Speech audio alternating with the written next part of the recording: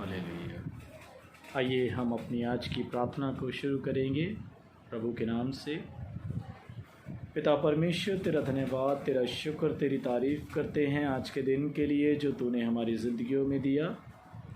पिता परमेश्वर, प्रार्थना करते हैं हर एक जन के लिए, अपने बेटे और बेटियों पर फजल और रहम कीजिए कि तेरे बच्चे तेरी महिमा, तेरी आराधना दिल और जान और ईमान से करे, तेरा शुक्र, तारीफ़, धन्यवाद कर दे। पिता परमेश्वर, प्रार्थना करते हैं आज जितने भी तेरे बेटे और बेटियाँ इस ऑनलाइन माध्यम से सुने तेरे वचन को, वो तेरे वचन में बढ़ते जाएं और तेरी खिदमत में लगे रहें। पिता परमेश्वर, प्रार्थना करते हैं एक एक तेरे बेटे और बेटी पर तेरा फजल, तेरा रहम, तेरी बरकत, तेरी आशीष हो। मेहरबान खुदा बाप, प्रार्थना करते हैं इस पूरे संसार के लिए खुदा बाप, जहाँ जहाँ पर भी तेरा वचन फैल रहा है उन सब पर अपना फजल और रहम कीजिए। प्रभु यीशु मसीह के नाम से मांगते हैं, आमीन। खुदावंद का शुक्र और तारीफ़ करते हैं कि खुदावंद ने हमें बहुत अच्छा समय दिया ताकि हम उसकी आराधना और महिमा करें। और मेरे प्यारे अजीज़ों, आज का जो हम खुदा का कलाम बांटेंगे वो पवित्र बाइबल में से पढ़ा जाएगा। उसका हिस्सा मत्ती रसूल का अंजील और उसका 13 अध्याय और उसकी 1 आयत से लेकर 9 आयत तक खुदावंद का कलाम पढ़ा जाएगा। और खुदावंद के वचन में इस प्रकार से लिखा हुआ है, उसी दिन यीशु घर से निकलकर झील के किनारे जा बैठा और उसके पास एक ऐसी बड़ी भीड़ इकट्ठी हुई कि वह नाव पर चढ़ गया और सारी भीड़ किनारे पर खड़ी रही। और उसने उनसे दृष्टांतों में बहुत सी बातें कही। एक बोने वाला बीज बोने निकला। बोते समय कुछ बीज मार्ग के किनारे गिरे और पक्षियों ने आकर उन्हें चुग लिया। कुछ बीज पथरीली भूमि पर गिरे जहाँ उन्हें बहुत मिट्टी ना मिली और गहरी मिट्टी ना मिलने के सबब से वह जल्द उगाए। पर सूरज निकलने पर वह जल गए और जड़ ना पकड़ने से सूख गए। कुछ बीज झाड़ियों में गिरे और झाड़ियों ने बढ़कर उन्हें दबा डाला। पर कुछ बीज अच्छी भूमि पर गिरे और फल लाए, कोई 100 गुना, कोई 60 गुना, कोई 30 गुना। जिसके कान हैं वह सुन ले। ये प्रभु का पवित्र वचन है। इसके पढ़े और सुने जाने पर हम सबको बड़ी बरकत, बड़ी आशीष मिले, आमीन। हम प्रभु का धन्यवाद करते हैं, शुक्र करते हैं कि प्रभु ने हमें बहुत अच्छा समय दिया कि हम उसकी आराधना और महिमा करें। और आज का दिन जो है, उस दिन में हम प्रभु के वचन का हिस्सा जो पढ़ेंगे वो है जिम्मेवारियों के ऊपर, कि एक इंसान की जो जिम्मेवारियां हैं, उसकी जो रिस्पॉन्सिबिलिटीज़ हैं, उसके जो कर्तव्य हैं, वो क्या क्या होने चाहिए और एक इंसान अपने कर्तव्यों को इस दुनिया में कैसे निभाता है। अगर हम गलतियों उसका 6 अध्याय और उसकी 5 आयत में देखें तो वहाँ पर लिखा है कि हर एक व्यक्ति अपने बोझ को खुद उठाए।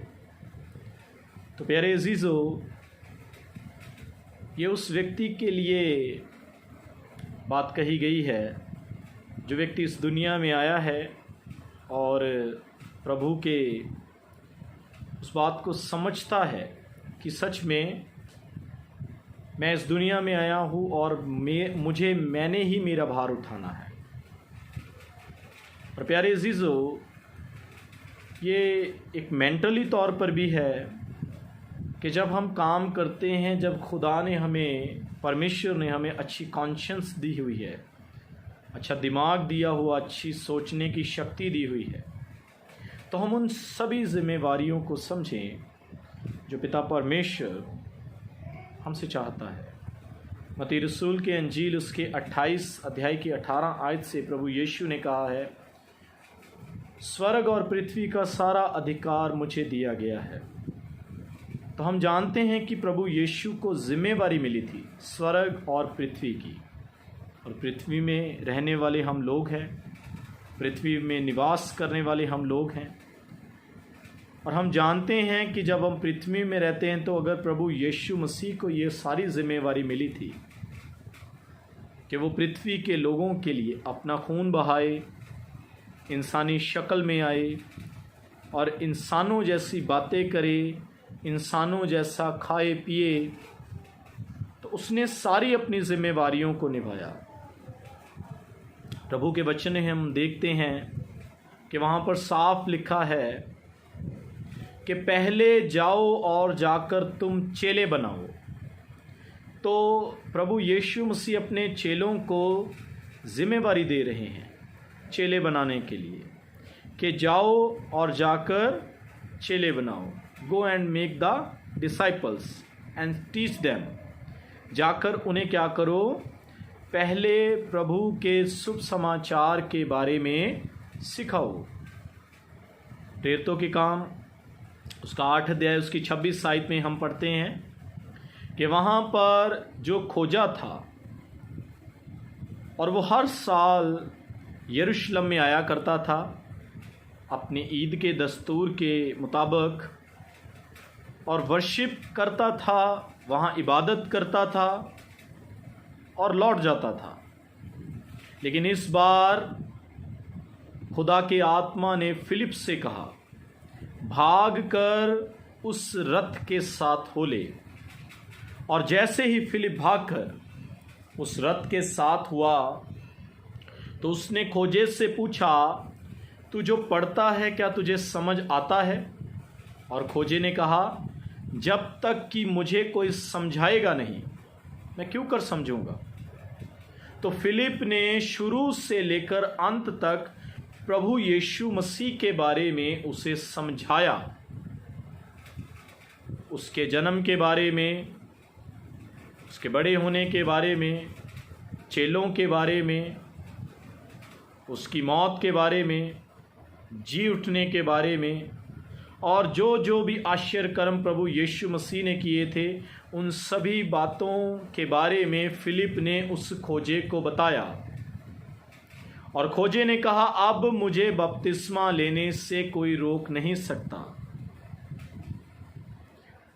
और फिलिप ने उससे जैसे ही बपतिस्मा दिया और आत्मा फिलिप को उठाकर वहाँ से ले गया और फिलिप जाकर कैसरिया में प्रचार करने लगा। तो मेरे प्यारे अजीजों, ऐसे ही प्रभु यीशु मसीह ने अपने चेलों से कहा है, जाओ और जाकर चेले बनाओ। चेले बनाने के लिए हमें क्या करना पड़ेगा? सबसे पहले हमें खुद का जो बोझ है उसे उठाना पड़ेगा। तभी तो हम किसी को सिखाएंगे, तभी तो हम किसी को प्रभु के वचनों के बारे में प्रेरित करेंगे। मेरे प्यारे अजीज़ों, वचन में लिखा हुआ है, अगर हम पढ़ें तो 1 कुरिन्थियाँ उसका 13 अध्याय और उसकी 12-11 आयत में साफ तौर पर लिखा हुआ है। ये बहुत सारी तमसीलें हैं जिनके बारे में हम जानते हैं, जिनके बारे में हमें पता है, और बहुत सी ऐसी बातें हैं जिसके बारे में हमें ज़िम्मेवार होने के लिए पता चलता है। प्यारे अजीज़ों, वचन हमें साफ तौर पर प्रेरित करता है कि दाऊद एक ज़िम्मेवार राजा था। उसने ज़िम्मेवारियों को निभाते हुए अपने राज्य में अपने लोगों के साथ प्रभु को पहला हक दिया। मेरे प्यारे अजीज़ों, जब हम इब्राहीम के बारे में देखते हैं तो खुदावंद ने इब्राहीम से कहा, तू अपने घर को छोड़ दे, अपने माँ बाप को छोड़ दे। एक जिम्मेवारी दे दी उसको, जबकि उसके पास कोई औलाद नहीं है, जबकि उसके पास घर बार भी नहीं है। फिर भी प्रभु यीशु ने उससे कहा, तू मेरे पीछे हो ले। उसने प्रभु का, खुदावंद का चुनाव किया और वो खुदावंद के पीछे हो गया। और जैसे जैसे मेरे प्रिय अजीज़ों, इब्राहीम खुदा के नाम में बढ़ता गया और इब्राहीम को बहुत सारी बरकतें और आशीषें मिली। और 12 अध्याय में, पैदाइश की पुस्तक उसके 12 अध्याय में, उत्पत्ति उसके 12 अध्याय में लिखा हुआ है कि जो तुझे आशीषित करेगा मैं उसे आशीष दूंगा, और जो तुझे श्राप देगा मैं उसे श्रापित करूंगा। खुदावंद ने हम सबको कोई ना कोई जिम्मेवारी दी हुई है, जैसे हारून के घराने को दी कि तेरे घराने के लोग क्या करेंगे, मेरे घर की खिदमत करेंगे। तो प्यारे अजीज़ों, वचन में बहुत सारी बातें लिखी हुई हैं। सोशली तौर पर भी हम, सामाजिक तौर पर भी हम अपनी जिम्मेवारियों को निभाते हैं। फॉर एग्ज़ाम्पल, हमारे पड़ोसियों में अगर कोई बीमार हो गया है तो उसके घर में जाते हैं, अपनी ज़िम्मेवारी को निभाते हैं, उससे पूछते हैं, उसके किसी भी तकलीफ़ में शरीक होते हैं, उसको विश्वास दिलाते हैं कि प्रभु तुझे अच्छा करे। तो ऐसे प्यारे अजीज़ों, याकूब के ख़त उसके 5 अध्याय में लिखा है कि अगर कोई बीमार है, कोई रोगी है, कोई दुख में है, कोई तकलीफ़ में है, तो धर्मी जन की प्रार्थना के प्रभाव से उसका सारा पाप भी दूर हो जाएगा और वो प्रभु के नाम में उठ खड़ा होगा और उसके जीवन में नई गवाही आएगी। हालेलुया। तो प्यारे अजीज़ों, हम जब इन सारी बातों को जो जिम्मेवारी की हैं, उन सारी बातों को सीखते हैं, उन सारी बातों को हम अप्लाई करते हैं, तो हमारे जीवन फ्रूटफुली होता है, हमारा जीवन परमेश्वर में बढ़ता है।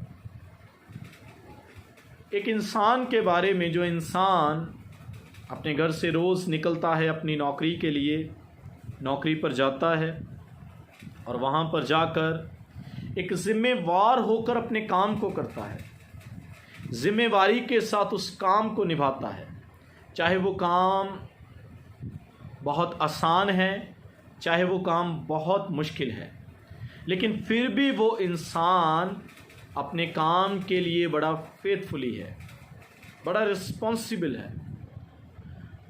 जैसे वचन में से पढ़ा गया है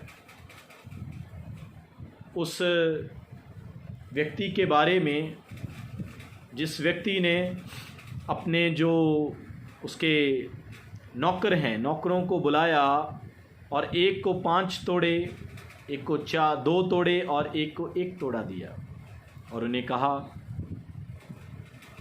कि मैं जा रहा हूँ और तुम इसे इस्तेमाल करो, इसे बढ़ाओ, तो जब मैं वापस आऊँगा तो तुम्हें देखूँगा। और जैसे ही मालिक वापस आया और अपने नौकरों को बुलाकर पूछने लगा, तो 5 वाले से पूछा कि उसे बुलाया जाए, उससे पूछा जाए कि तूने कितने तोड़ों को बढ़ा लिया है। और वचन में लिखा है 5 वाले ने 10 तोड़े कर लिए। दूसरे को बुलाया, जिसको 2 तोड़े दिए थे, उससे पूछा तूने कितने तोड़े किए। तो उसने कहा मालिक आपने मुझे 2 तोड़े दिए थे और मैंने 4 तोड़े कर लिए हैं। और तीसरे को बुलाया, जिसको 1 तोड़ा दिया था उसकी लियाकत के मुताबिक। तो उसने कहा मालिक मैंने उस तोड़े को छुपा दिया क्योंकि मैं आपसे डरता था कि आप बहुत गुस्से वाले हो, आप मुझसे गुस्सा करोगे।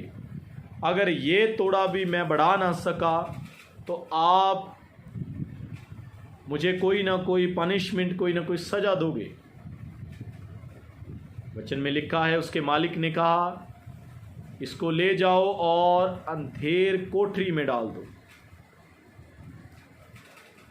और जिसके पास जिसने 10 तोड़े कर लिए हैं उसे ये 1 तोड़ा दे दो। प्यारे अजीज़ों,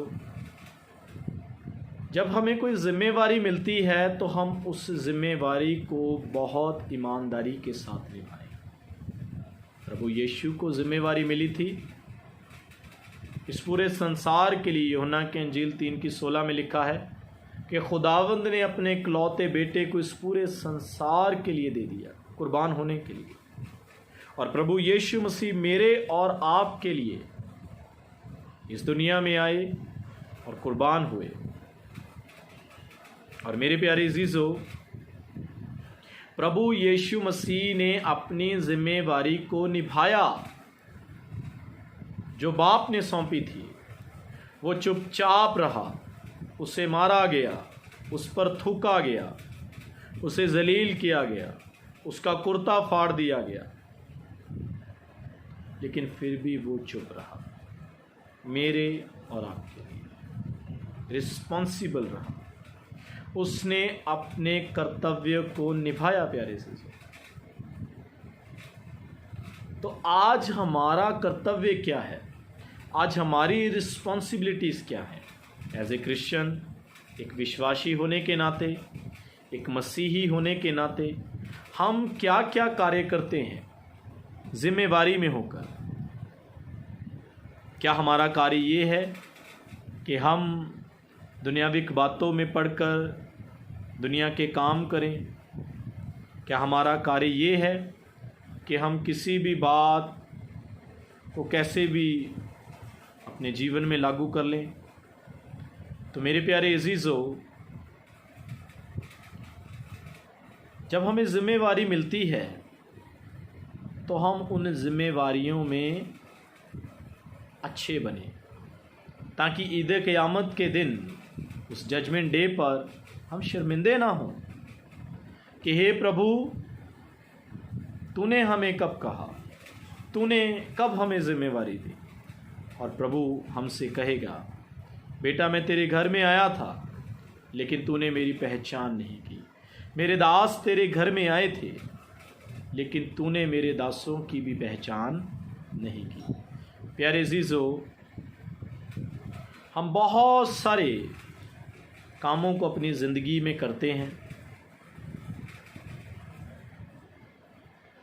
और वो काम चाहे अच्छे हों चाहे बुरे हों, वो काम कैसे भी हों, लेकिन जब हम याद करते हैं बैठकर कि यस, मुझसे ये बुरा काम हो चुका है, मैंने परमेश्वर की नज़र में बुराई की है, तो उसकी सज़ा मिलती है। मेरे प्यारे अजीज़ों, हम वचन में पढ़ते हैं कि यूसुफ को ज़िम्मेवारी मिली मिस्र में, जब उसने फ़िरौन राजा के स्वप्न के अर्थ को बताया और राजा ने कहा, ठीक है, मैंने यही स्वप्न देखा था और आज से तू मिस्र का बड़ा ओहदेदार होगा और तू मिस्र को चलाएगा। और अपने हाथ की अंगूठी उतार कर उसने यूसुफ के उंगली में पहना दी और यूसुफ को कहा, आज से तू मिस्र के लिए जिम्मेवार होगा, रिस्पॉन्सिबल होगा। तो यूसुफ ने मिस्र को बहुत बढ़ाया और यूसुफ मिस्र के लिए भी जिम्मेवार रहा, अपने परिवार के लिए भी जिम्मेवार रहा, और यहाँ तक कि जब अकाल का समय था तब अपने भाइयों के लिए, उनकी पत्नियों के लिए, उनके बच्चों के लिए भी यूसुफ जिम्मेवार हुआ। तो प्यारे अजीज़ों, वचन में बहुत सारी उदाहरणें हैं जिन उदाहरणों से हम सीखते हैं परमेश्वर के वचन को, परमेश्वर की बातों को, कि किस तरह से हम अपनी ज़िंदगी में ज़िम्मेवारी को निभाएं। बाइबल में बहुत सारे ऐसे लोग हैं जो अपनी अपनी ज़िम्मेवारियों को बाखूबी निभाते हैं। जैसे हमने अभी वचन में से देखा यूसुफ के लिए। तो प्यारे अजीज़ों, चेलों को ज़िम्मेवारी मिली थी कि चेले जाएं और जाकर अपने कार्यों को करें, और चेलों ने वैसे ही कार्य किए। यीशु ने उन्हें कहा था कि जब तक तुम पवित्र आत्मा को ग्रहण न कर लो, तुम एक ही जगह सामरिया में टिके रहना। तो उन्होंने उस बात को माना कि यस, प्रभु यीशु ने हमें ये आज्ञा दी है और हमने इस आज्ञा को मानना है। और जैसे ही पवित्र आत्मा उनके ऊपर आया, पढ़ते हैं प्रेरितों के काम उसका 2 अध्याय में इसका जिक्र है, पवित्र आत्मा आग की सी जीभें फटती हुई उन पर आ ठहरी। और वो सारे अन्य भाषा में बातें करने लगे। तो प्यारे अजीजों, चेलों ने अपनी जिम्मेवारी को निभाया जो प्रभु यीशु ने उन्हें दी थी, और अलग अलग जगह पर जाकर वो प्रचार करने लगे, वचन की मुनादी करने लगे, वचन को बयान करने लगे और प्रभु यीशु मसीह के दूसरे आगमन के बारे में बयान करने लगे और शुभ समाचार वचन को बांटने लगे। तो प्यारे अजीजों, ऐसे ही हम देखते हैं कि हर एक को अलग अलग प्रकार की सेवकाई मिली है। जैसा बाइबल में लिखा है, किसी को प्रचार करने की, किसी को वरदान की, किसी को शिक्षा की, किसी को ज़ुबानों की, किसी को आश्चर्य कर्म करने की, मौजे करने की। तो सबको अलग अलग तरह से खुदाबंद ने जिम्मेवारी दी हुई। तो अगर हम उन जिम्मेवारियों को अच्छे तरीके के साथ निभाते हैं, विश्वास के साथ निभाते हैं, प्रभु में एक होकर निभाते हैं, तो हम ही नहीं बल्कि जैसे यहोशू की पुस्तक में लिखा है, मैं और मेरा घराना तो परमेश्वर की सेवा करेंगे। तो परमेश्वर की सेवा कैसे करेंगे?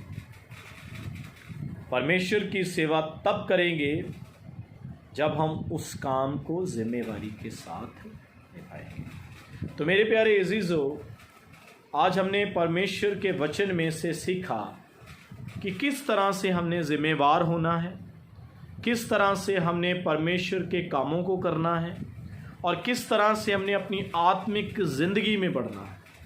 अगर हमारी आत्मिक ज़िंदगी में जिम्मेवारियाँ नहीं हैं, एक पेरेंट्स की जिम्मेवारी होती है अपने बच्चों के लिए, बच्चों की जिम्मेवारी होती है पेरेंट्स के लिए, स्कूल में जिम्मेवारी होती है प्रिंसिपल की अपने स्टूडेंट्स के लिए, अपने टीचर्स के लिए, नौकरी पर जिम्मेवारी होती है ऑफिसर की अपने जो काम करने वाले हैं, नौकरी करने वाले हैं। इस प्रकार से इस ज़मीन की जिम्मेवारी है प्रभु यीशु की, और हम ज़मीन पर रहने वाले लोग हैं और प्रभु यीशु ने हमें भी जिम्मेवारी दी है कि जाओ और जाकर शुभ समाचार की मुनादी करो। आज हम सब का पहला कर्तव्य यही है कि हम जिम्मेवार होकर परमेश्वर के वचन को फैलाएं, परमेश्वर के कामों को करें और परमेश्वर की खिदमत में लगें। तो देखिए खुदावंद खुदा कैसे हमारी सारी ज़रूरतों को पूरा करता है, और प्रभु का वचन देखिए दिन प्रतिदिन कैसे बढ़ता है। जैसे यहोशू और कैलेब जिम्मेवार थे, मूसा ने उनकी ड्यूटी लगाई हुई थी कि जो काम मूसा उन्हें सौंपता था उस काम को वो बड़े जिम्मेवार होकर करते थे, बड़े ईमानदारी से करते थे। कभी भी उन्होंने मूसा की किसी भी बात में शंका नहीं की, मूसा की किसी भी बात को इग्नोर नहीं किया। इसलिए परमेश्वर ने उन्हें नहीं बल्कि उनके घरानों को भी आशीषित किया और कनान देश को वही लोग देखने पाए। हालेलुया। तो प्यारे अजीज़ों, इसलिए आज हमारे पास मौका है कि हम उन सारी बातों को जानें, चाहे वो पुराने अहदनामे में हैं, चाहे वो नए अहदनामे में हैं। अगर हम बाइबल की बातों को अपने जीवन में लागू करेंगे, उन्हें अपनाएंगे, तो हम उस जगह पर पहुँचेंगे जिस जगह का वादा प्रभु यीशु ने मेरे और आपके साथ किया हुआ है कि तुम मेरे साथ वहाँ पर वास करो।